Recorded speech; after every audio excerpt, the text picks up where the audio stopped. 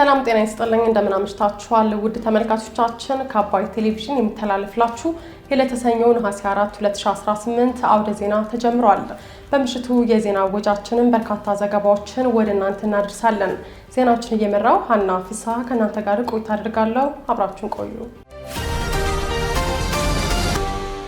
በመጀመሪያው ክፍለ ጊዜ የመረጃ ጥንቅር ሰዓታችን ምክክር እየተደረገባቸው ካሉት 8ቱም አጀንዳዎች መካከል ሙሉ በሙሉ እልባት የማያገኙ ጉዳዮች ካሉ በሌላ አፈታት ሊፈቱ እንደሚችሉ ኮሚሽኑ መግለጹን የመንግስት ኃይል እየተጠናከረ መጥቷል ያሉት ጠቅላይ ሚኒስትር አብይ አህመድ የህወሓት ቡድን ከመረበሽ በስተቀር የሚያገኘው ድል የለም ማለታቸውን በኢትዮጵያ ባለፉት 8 ዓመታት የወጡ አዋጆች ከጥራትና ከጥርፊያነት አንጻር ችግር እንዳለባቸው ጥናት ማመላከቱን የተመለከቱ መረጃዎችን ወደ እናንተ እናደርሳችኋለን።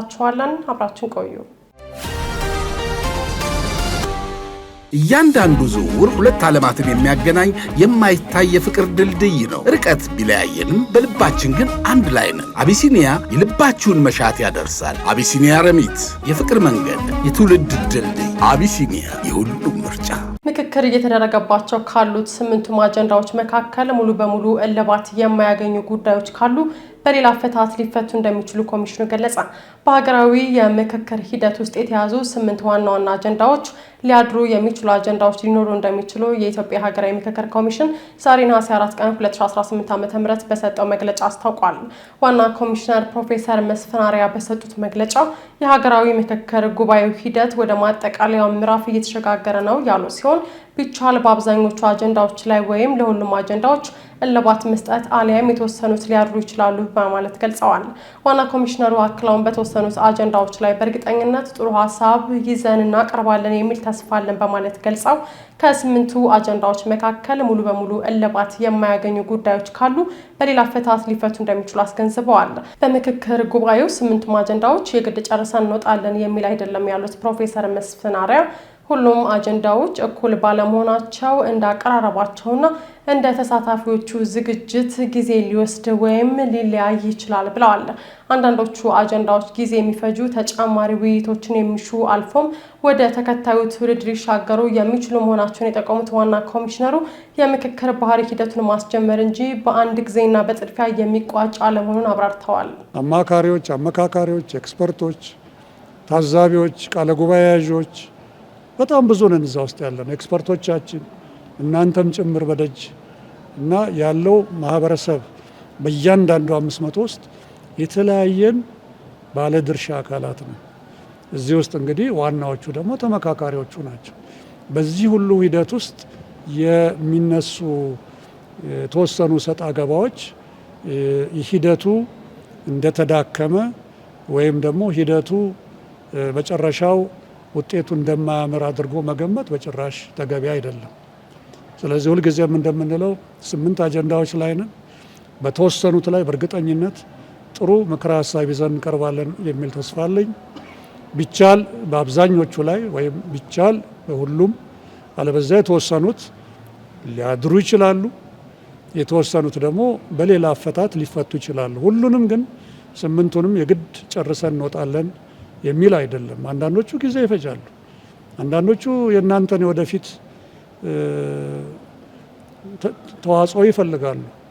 ምናልባት ወደ ትውልድም ሊሻገሩ የሚችሉ ጥያቄዎች ሊኖሩ ይችላሉ። ይሄ በዳያሎግ ውስጥ ያለ ነገር ነው። ስለዚህ ሁልጊዜ እንደምለው ዳያሎግ ይጀመራል እንጂ እንደዚህ በማግስቱ የሚያልቅ ነገር አይደለም።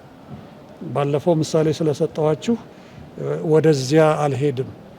ስለዚህ ኮሚሽኑ መተማመኛ መልእክቱ ጥሩ ጀምረናል። በእግዚአብሔር ፈቃድ ጥሩ እየሄድን ነው። 1 ወር ፈጅተናል እና እንደ እግዚአብሔር ፈቃድ እንግዲህ በቀጣዮቹ 1 እና 2 ሳምንት ውስጥ ስራዎቻችንን እናገባድዳለን የሚል ተስፋ አለኝ። የ500 ምክክር መጀመሩንና ሁሉም የ500 ተመካካሪ ቡድኖች በ2 ቀናት ሙሉ ለሙሉ ወደ ምክክር እንደሚገቡ የጠቆሙት ዋና ኮሚሽነሩ ባለ 500ዎቹ የአጀንዳ ቡድኖች በጉዳዮች ላይ አስተያየት በመስጠት አጀንዳዎቹ እንዲዳብሩ እያደረጉ እንደሚገኙ ተናግረዋል።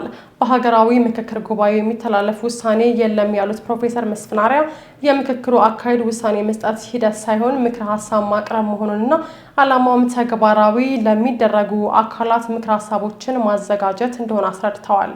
እነኚህ ሰዎች ባለፈው እንዳልኩት ከልሂቅ እስከ ደቂቅ ናቸው። እነኚህ ሰዎች ባለፈው እንዳልኩት ከሚኒስትር ጀምሮ እስከ አርብቶ አደር እስከ አርሶ አደር ድረስ ናቸው። የሚከበር ሀሳብ ይዘው ነው የመጡት። ስለዚህ በዚህ ስነ ምግባር ሂደት እንሂድ ካል እንደ ትምህርት ቤት አንተ ይህን አጥፍተሃል፣ የመጨረሻ ማስጠንቀቂያ፣ አንቺ ይህን አጥፍተሻል፣ በዚህ ስነ ምግባር መሰረት ከዛሬ ጀምሮ እዚህ ስብሰባ ላይ አትገኝም የምንልበትን አግባብ አልተከተልንም። ስለዚህ አሁንም የምናሳስበው ለተመካካሪዎቻችን፣ ለአመካካሪዎቻችን፣ ለፓነል ኦፍ ኤክስፐርቶቻችን፣ ለሁላችንም እኔንም ጨምሮ የማስተላልፈው መልእክት ቢኖር በዚህ ምክክር ሂደት ውስጥ አንደኛው መርህ መከባበር ነው። ሁለተኛው መነጋገር፣ መደማመጥና ወደ መሀል መምጣት ነው። ሶስተኛው ትልቁ ነገር ልናሰምርበት የሚገባው ነገር ቢኖር በየመንደራችን በየአካባቢያችን ይዘን የመጣነውን ጥያቄ እዚህ መልሰን ልንሄድ አይደለም። እዚህ የመጣ ነው ሀገራችንን ኢትዮጵያን ማዕከል አድርገን መሆን አለበት። ይሄ በትክክል ሊሰመርበት ይገባል። ሌላው ልናገር የምፈልገው ነገር ቢኖር እዚህ በአሁኑ ሰዓት ውሳኔዎች እየወሰንን አይደለም። እስካሁን ድረስ አንድም ውሳኔ በአንድም አጀንዳ ላይ አልተሰጠም። ምናልባትም ወደፊትም አይሰጥም። ውሳኔ የሚሰጠው ምንድን ነው? ምክረ ሀሳብ ነው። ምክረ ሀሳብ በእያንዳንዱ አጀንዳ ላይ እንደዚህ ቢሆን አቅጣጫው በዚህ ቢሄድ እና ተግባራዊ አካላት ይህንን ቢያደርጉ ተብሎ ባለፈውም እንዳልኩት ለሕግ አስፈጻሚውም ለሕግ አስከባሪውም ወይም ደግሞ ለሕግ አውጪውም ለሕግ ተርጓሚው የሚተላለፉ ምክረ ሀሳቦች ይሆናሉ። አጠቃላይ የምክክር ሂደቱ በጥሩ ሁኔታ እየተካሄደ ነው ያሉት ዋና ኮሚሽነሩ በቀጣዮቹ 1 እና 2 ሳምንት ውስጥ ስራዎቻችንን እናገባዳለን የሚል ተስፋ አለን በማለትም ተናግረዋል። የመንግስት ኃይል እየተጠናከረ መጥቷል ያሉት ጠቅላይ ሚኒስትር አብይ አህመድ የህወሓት ቡድን ከመረበሽ በስተቀር የሚያገኘው ድል የለም አሉ። የህወሓት ቡድንን ጨምሮ በአማራና በኦሮሚያ ክልል ያሉ ታጣቂዎች መንግስትን ብቻቸውን እንደማይችሉ አምነው በጋራ እንስራ እያሉ ነው ሲሉ ጠቅላይ ሚኒስትር አብይ አህመድ ተናግረዋል። ጠቅላይ ሚኒስትር አብይ አህመድ ከኦሮሚያ ብሮድካስት ኔትወርክ ኦቢኤን ጋር በኦሮምኛ ቋንቋ ባደረጉት ቃለ መጠይቅ የመንግስት ኃይል እየተጠናከረ የታጣቂዎቹ አቅም ደግሞ እየተዳከመ መጥቷል ሲሉ ተናግረዋል። ትናንት እርስ በርስ ሲተታቹ የነበሩት በኦሮሚያና በአማራ ክልል ያሉ ታጣቂዎች እንዲሁም የህወሓት ቡድን አሁን በጋራ እንስራ መባባላቸው የመንግስትን አቅም መጠናከርና የእነሱን ለየብቻቸው መቆም አለመቻል የሚያሳይ ስለሆነ አቅማቸው ተዳክሟል ብለዋል። በኦሮሚያ ክልል አማራን እየገደለና እያሰቃየ ነው በማለት ትናንት ሸኔ ላይ እርምጃ ውሰዱ ሲሉን የነበሩ በአማራ ክልል ያሉ ታጣቂዎች ዛሬ ብቻችን መታገል አንችልም፣ ከሸኔ ጋር አብረን እንሰራለን እያሉ ነው ሲሉ አብራርተዋል። ጠቅላይ ሚኒስትር አብይ በጋራ ካልሆነ ብቻችንን መንግስትን አንችለውም የሚለውን እያመኑ ነው ያሏቸው አካላት ሱዳንና ኤርትራን ጭምር ጋብዘዋል ያሉ ሲሆን ነገር ግን አይሳካላቸውም፣ ድል ከኛ ጋር ነው በማለት አስረድተዋል። ጠላቶቻችን በግልጽ ፍላጎታቸውን እየገለጹ ይገኛሉ ያሉት ጠቅላይ ሚኒስትሩ አሁን አቅማችን እየተጠናከረ ስለሆነ ይህ አካሄድ ተሰብሮ ህዝባችን ሰላም ያገኛል ብለዋል። አያይዘውን በትግራይ ውስጥ ችግር ለመፍጠር እየተንቀሳቀሰ ያለው የህወሓት ቡድን አሮጌ የፖለቲካ ሀሳብ፣ አሮጌ አመራርና አሮጌ አመለካከት ያለው ነው ሲሉም ገልጸዋል። የህወሓት ቡድን ከኢትዮጵያ ጠላቶች ጋር ትብብር ፈጥሮና ድጋፍ ተቀብሎ ኢትዮጵያን ከመረበሽ በዘለለ የሚያገኘው ድል የለም ሲሉም ተናግረዋል። የኢትዮጵያም ሆነ የትግራይ ህዝብ ሁኔታ ተቀይሯል ያሉት ጠቅላይ ሚኒስትር አብይ የትግራይ ህዝብ በቡድኑ አመራሮች ላይ ያለው እምነትም ተለውጧል ብለዋል። በመሆኑም የህወሓት ቡድን ለመረበሽ ይሞክራል፣ ግን ይሰበራል ሲሉ ገልጸዋል። በኢትዮጵያ ባለፉት 8 ዓመታት የወጡ አዋጆች ከጥራትና ከጥድፊያነት አንጻር ችግር እንዳለባቸው ጥናት አመለከተ። በኢትዮጵያ የህግ አወጣጥ ሂደት ውስጥ ተደጋጋሚ ማሻሻያዎች፣ የአዋጅ መሻሮችና መጣረሶች እየታዩ መሆኑን ይህንንም መረጋጋት ለማምጣት የሚያስችል ሁሉን አቀፍ ፖሊሲም ሆነ ወጥ የህግ ማዕቀፍ በሀገሪቱ አለመኖሩን ፌዴራል የህግና ፍትህ ኢንስቲትዩት ያካሄደው ጥናት አመልክቷል። ህግ የማህበረሰብን የመንግስትን መስተጋብር የሚመራ መሳሪያ እንደመሆኑ ተለዋዋጭነት ባህሪው ቢሆንም የሚወጡ ህጎች ጥራት፣ ግልጽነት፣ ወጥነት፣ ተገማችነትና ቀጣይነት ሊኖራቸው እንደሚገባ ጥናቱ አስፍሯል። ከ2010 ዓ.ም ወዲህ የተካሄደው የመንግስት ለውጥ ተከትሎ በርካታ ህጎች የመውጣታቸውን ያህል በችኮላና በጥድፊያ የሚወጡ ህጎች የህግ አወጣጥ ስርዓቱ የተረጋጋ እንዳይሆን በህዝብና በባለሙያዎች ያልተመከረበት እንዲሆን እንዳደረጉት ጥናቱ ጠቁሟል። ይህም ባለሀብቶች የረጅም ጊዜ የኢንቨስትመንት ውሳኔ እንዳይወስኑ፣ ዜጎችም ስለመብትና ግዴታቸው ያላቸው ግንዛቤ አናሳ እንዲሆን ግፊት እንዳደረገ ተመላክቷል። ጥናቱ ከ2010 እስከ 2018 ዓ.ም በህዝብ ተወካዮች ምክር ቤት የወጡ አዋጆችን ሙሉ በሙሉ መመርመሩንም ገልጸዋል። በአተገባበር ደረጃም ከተለያዩ ክፍተቶች መካከል ተደጋጋሚ የአዋጅ ማሻሻያዎች መኖር፣ ሰፊ የአዋጅ መሻሮች፣ ተደራሽ ያልሆኑ መመሪያዎች፣ ተቃራኒ ይዘት ያላቸው አዋጆች መውጣት እንዲሁም ከበላይ ህጎችና ከህገ መንግስቱ ጋር የሚጋጩ ድንጋጌዎች መኖር የሚሉት ይገኙበታል። ከጥንካሬ አኳያም የተለያዩ ግኝቶችን ያስቀመጠው ጥናቱ ባለሶስት ደረጃ የምርመራና የንባብ ሂደት፣ የፍትህ ሚኒስቴር ማጣራት ሚና፣ የህግ ማዕከልና አማካሪዎች መኖር እንዲሁም በቅርቡ የተቋቋመው የህዝብ ተወካዮች ምክር ቤት የህግ ማሻሻያና ቁጥጥር መሪ ስራ አስፈጻሚ በጥሩ እርምጃነት ተጠቅሰዋል። በሌላ በኩል የባለሙያ እጥረት፣ የተቋማት አለመናበብ፣ የአመራር ትኩረት ማነስና ወጥ የህግ ይርቀቅልኝ ስርዓት አለመኖር እንደ ዋና ዋና ድክመቶች መለየታቸውን ከኢንስቲትዩቱ ያገኘነው መረጃ ያመለክታል። የተወደዳችሁ ተመልካቾቻችን እየተከታተላችሁት ያላችሁት ከአባይ ቴሌቪዥን የአውደ ዜና የመረጃ ሰዓታችን አሁንም ቀጥሏል።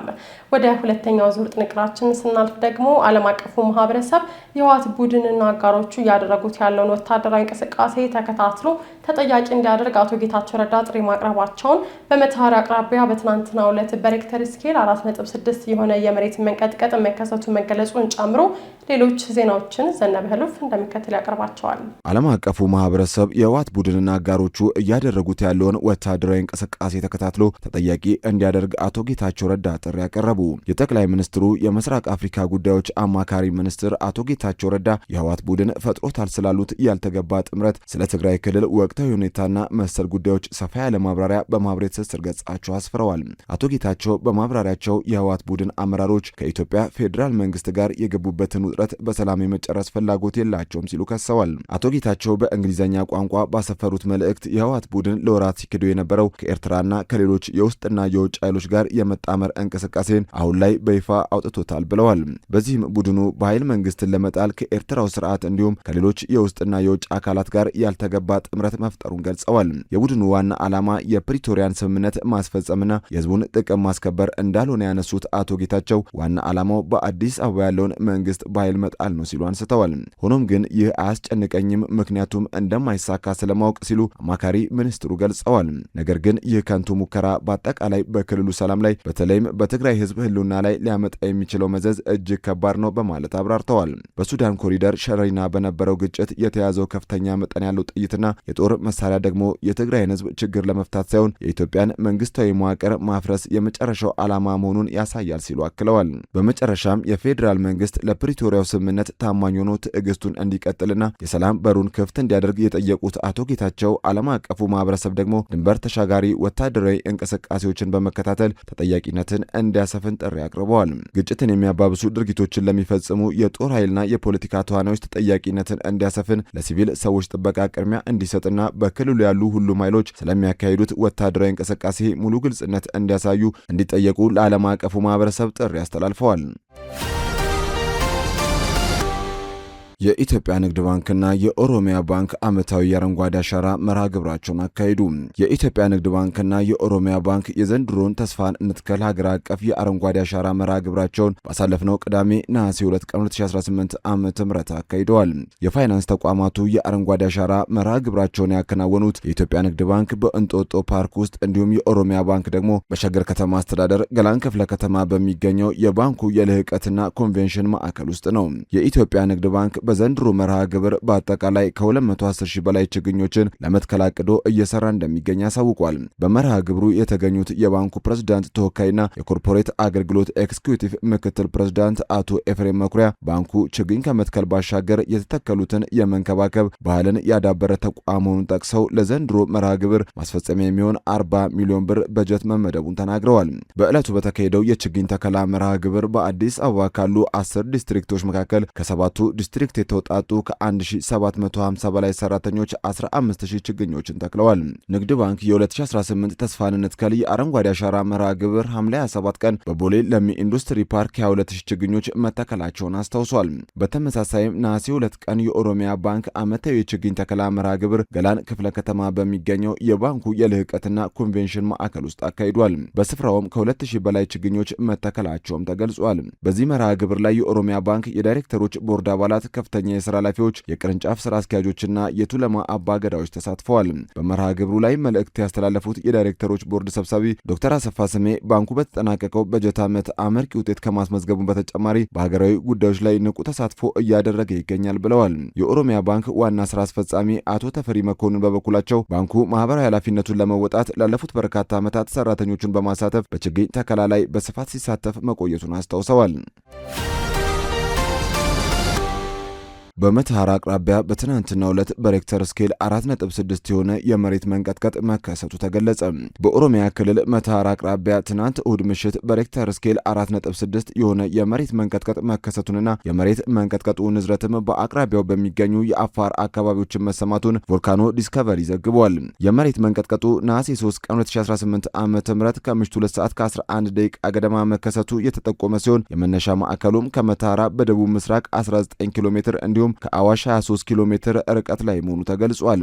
ከአሜሪካ የጂኦሎጂካል ሰርቬይና ከአውሮፓ ሜዲትራኒያን ሴስሞሎጂካል ሴንተር የተገኙ መረጃዎችን የጠቀሰው ድረገጹ የመሬት መንቀጥቀጡ በ10 ኪሎ ሜትር ጥልቀት ውስጥ የተከሰተ መሆኑን አመልክቷል። በመተሐራ አቅራቢያ በሚገኙ ነዋሪዎች የመሬት መንቀጥቀጡ እንደተሰማቸው የተገለጸ ሲሆን ከመተሐራ የተገኙ ሪፖርቶች ከቀላል እስከ መካከለኛ ደረጃ ያለው ንዝረት እንደተከሰተ አመልክቷል። የመሬት መንቀጥቀጡ የተከሰተው አንጻራዊ ከፍተኛ የመሬት መንቀጥቀጥ እንቅስቃሴ በሚታይበት አካባቢ መሆኑን ተጠቁሟል። አካባቢው በቅርብ ዓመታት ውስጥ ጠንከር ያሉ የመሬት መንቀጥቀጥ እንቅስቃሴዎችን እያስተናገደ እንደሆነም ተመላክቷል። የቮልካኖ ዲስከቨሪ መረጃዎች እንደሚያመለክቱት እንደ አውሮፓውያን ከ2000 ወዲህ በመነሻ ማዕከሉ 100 ኪሎ ሜትር ክልል ውስጥ በሬክተር ስኬል ከ5 በላይ የሆኑ ቢያንስ 18 የመሬት መንቀጥቀጦች ተመዝግበዋል። በዝርዝር ወደ ያዝነው መረጃችን ስናልፍ ደግሞ ኢራን የፓኪስታን፣ ቱርክና የሳውዲ የጦር ስምምነት አያሰጋኝም ስትል ቱርክ በበኩሏ ስምምነቱ ኢራንን ወይም ሌላ ሀገርን ያነጣጠረ አይደለም አለች። ኢራን ሶስቱ ሀገራት ያደረጉት ስምምነት በቴህራን ላይ ያነጣጠረ ነው ብላ የምታምንበትና የምትሰጋበት ምንም አይነት ምክንያት እንደሌለ ገልጻለች። ይህ በእንዲህ እንዳለ ኢራን በሆርሙዝ ወሽመጥ የምትፈጸመው ጥቃት መቀጠሏም ተነግሯል። ዘርፋይል ሀብታሙ ተጨማሪ አለው።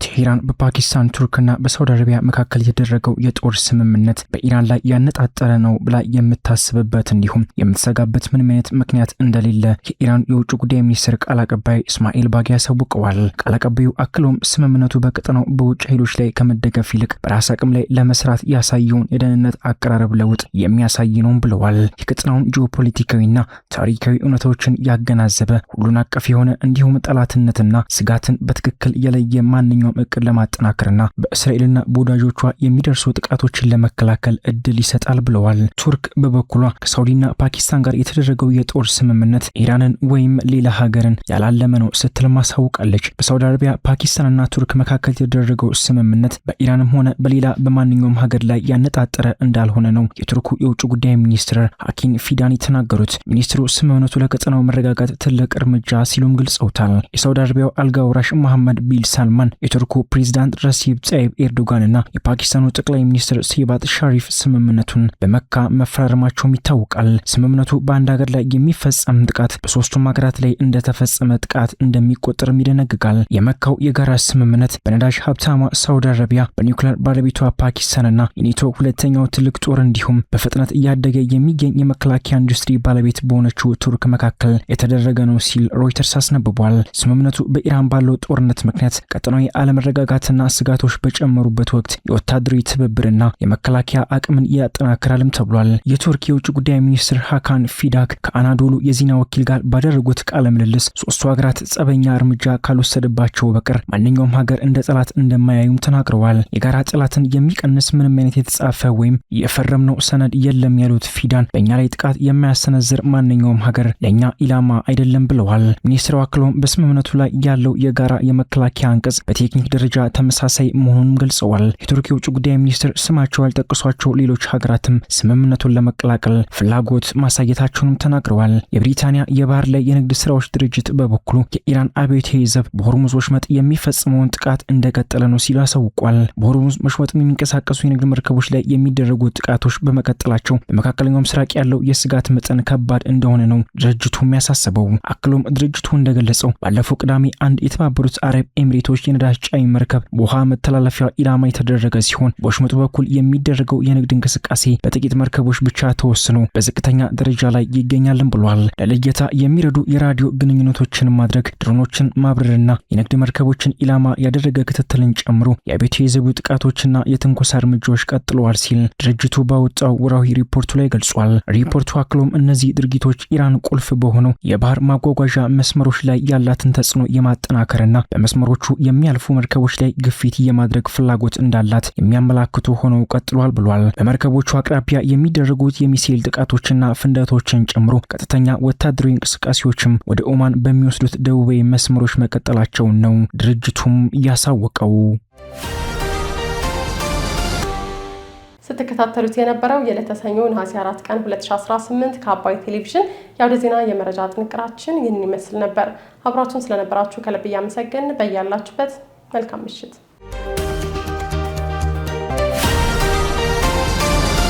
ሰላም ጤና ይስጥልን፣ እንደምናምሽታችኋል ውድ ተመልካቾቻችን። ከአባይ ቴሌቪዥን የሚተላለፍላችሁ የነሐሴ 4 ቀን 2018 ዓ.ም የቢዝነስና የምጣኔ ሀብት ዘገባችን ወደ እናንተ የሚቀርብበት ሰዓት ላይ ደርሰናል።